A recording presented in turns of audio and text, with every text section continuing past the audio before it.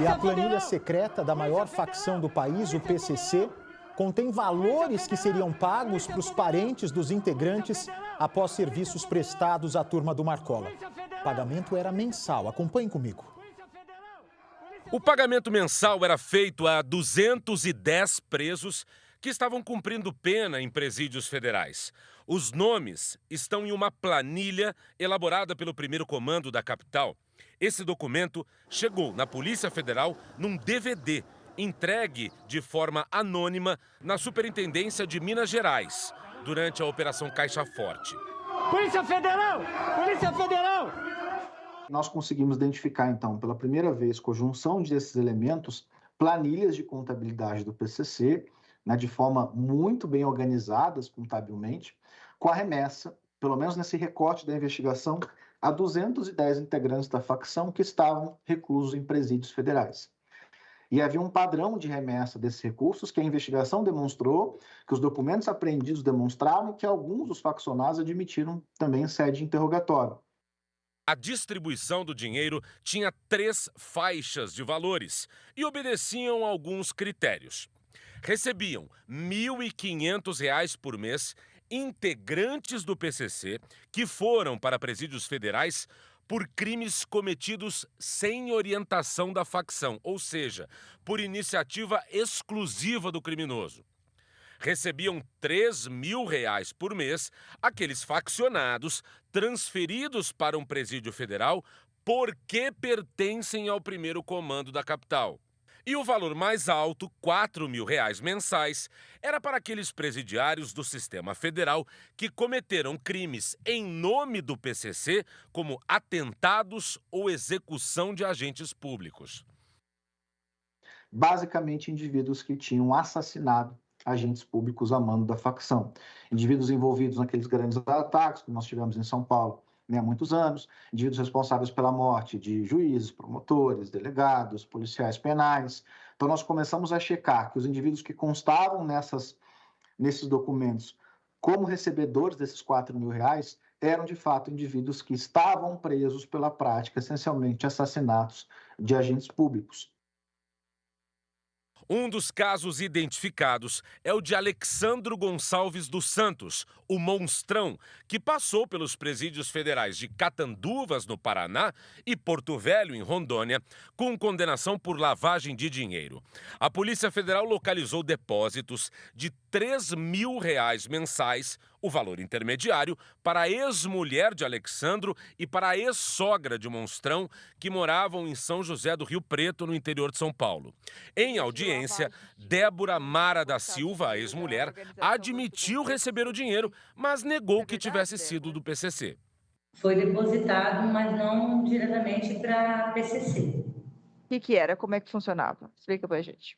O meu ex-marido, no caso que eu tinha, ele dizia para mim que era um dinheiro dele. E nessas idas ele fazia esse depósito que era para mim estar gastando com a viagem, que tinha um custo alto. Débora e o ex-marido Alexandro foram condenados em fevereiro por lavagem de dinheiro porque participavam desse esquema. Como financiar, uma organização criminosa também é crime, seja na forma do produto do crime, seja na forma do financiamento, a origem do dinheiro era ilícita, era criminosa. Então, ocultar esse produto do crime ou proveito e dissimular esses atos para um usufruto posterior, isso tipifica o crime de lavagem de capitais. Estão na lista de beneficiários da Bolsa Presídio Federal do PCC, com o valor máximo de R$ 4.000, membros da facção que participaram do chamado Salve Geral em 2006, que foi uma revolta promovida pelo primeiro comando da capital em São Paulo, com ataques a delegacias, postos da PM, prédios públicos e que mataram 59 agentes de segurança numa resposta à transferência de 765 presos para a penitenciária de segurança máxima de Presidente Venceslau. Os R$ 4.000 mensais também foram pagos aos assassinos do juiz José Machado Dias, o Machadinho, em Presidente Prudente, assassinado em 2003 a mando do PCC. A lista de beneficiários ainda continha os nomes dos executores da psicóloga Melissa de Almeida Araújo, vítima de uma emboscada com tiros de fuzil em 2017, nas imediações do condomínio em que ela morava, em Cascavel, no Paraná. Assim como recebiam dinheiro os assassinos do policial penal da penitenciária de Catanduvas, Alex Bellarmino, morto um ano antes, em 2016, a mando da facção criminosa, também em Cascavel, no interior paranaense. Os pagamentos também eram feitos aos integrantes do PCC que participaram da guerra contra os detentos da facção rival Família do Norte, hoje Cartel do Norte, cortando a cabeça dos inimigos dentro de presídios no norte do país em 2017. Olha, aqui estamos tudo solto, aqui no meio dos pais, daqui nos 5 em todo canto. Estamos ganhando a cadeia, viu? Além dos faccionados que estiveram no mega assalto à transportadora de valores Prosegur, no Paraguai, também em 2017, de onde foram levados 11 milhões de dólares em dinheiro. Então, esse setor de ajuda nos presídios, nas penitenciárias federais, ele revela duas questões, né, que nós podemos delinear de forma objetiva. Primeiro, o próprio caráter hierárquico da organização criminosa, né, que é estruturada em camadas, em setores, e esses setores, essas camadas, eles são delineados por níveis de relevância, né, tanto acesso à informação quanto à prática das missões que são propagadas dentro do próprio grupo criminoso. E também em relação ao próprio motivo do crime, né, que teria motivado aquela prisão em específico. Com acesso à tabela de valores e às planilhas de pagamento, a Polícia Federal começou a cruzar os dados para descobrir de onde vinha esse dinheiro e como esse dinheiro chegava nos presidiários. O financiamento, basicamente, era feito por meio do tráfico de drogas. Agora, para chegar nos presos, tinha um complexo sistema de lavagem de dinheiro envolvendo pelo menos 400 laranjas. Os valores passavam por várias contas bancárias. Alguns investigados que receberam 600, 700 depósitos em espécie de 8, 9, 10 estados, cidades do Brasil inteiro, cidades que eles nunca possuíram qualquer tipo de vínculo, né, comercial. Então, a investigação realmente, né, demonstrou como essa arquitetura não era restrita, né, como o senhor falou, a um estado, mas sim a, né, um posto de comando e controle para essa remessa. Ou seja, um laranja recebia quantias enormes para ir repassando a outras contas até chegar no parente ou na pessoa indicada pelo preso para receber o dinheiro. A Polícia Federal estima que o primeiro comando da capital gaste em torno de R$450 mil por mês com essas pensões nos presídios federais. O dinheiro também serve para pagar advogados.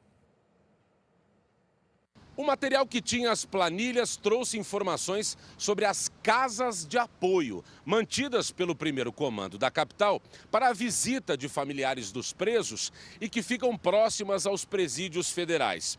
Essas casas são custeadas, segundo a Polícia Federal, pelo dinheiro das rifas promovidas por integrantes da facção e pelo dinheiro da mensalidade paga por membros do PCC. Mensalidade essa chamada de cebola. Repare que na Casa de Apoio de Catanduvas, no Paraná, tem um gasto com aluguel, energia, táxi, chuveiro, mercado, antenas, açougue e até leite das crianças. Nesta outra planilha, tem um registro de pagamento de um vigia noturno na Casa de Apoio em Campo Grande, no Mato Grosso do Sul. Criação das casas de apoio, aquelas casas alugadas pela facção para pagar os mantimentos, nós encontramos nessa investigação planilhas específicas também dessas casas de apoio, então desde a manutenção de energia, luz, mantimento, né, alimentício, para que as famílias pudessem visitar esses presos, mas essencialmente o que foi objeto dessa segunda fase foi esse esquema de lavagem de capitais, né? Ainda estão na lista de pagamentos de R$4 mil Fernando Pinheiro Cabral, preso na Operação Hashtag, que investigou o plano de atentados terroristas nas Olimpíadas do Rio de Janeiro em 2016. Pinheiro é suspeito de integrar uma célula do Estado Islâmico no Brasil.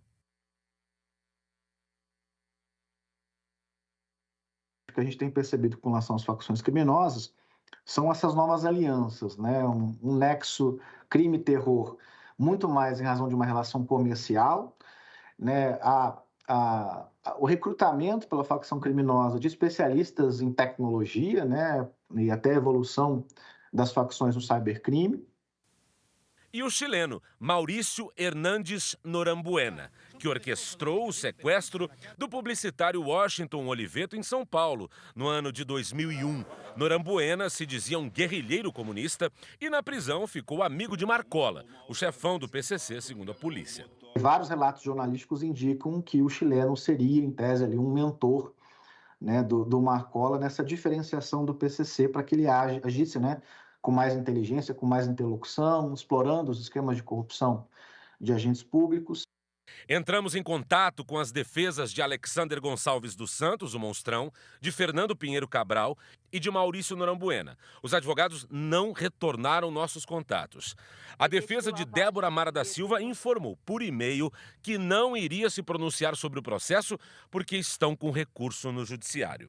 Por causa das pensões do PCC para presidiários no sistema federal, a polícia pediu a prisão de 430 pessoas em 20 estados brasileiros. Há uma expressão relacionada a essa organização criminosa se referindo que o crime fortalece o crime. E a ideia é exatamente criar essa coesão interna dentro da própria organização, né, de que ali haveria uma ajuda mútua entre seus membros.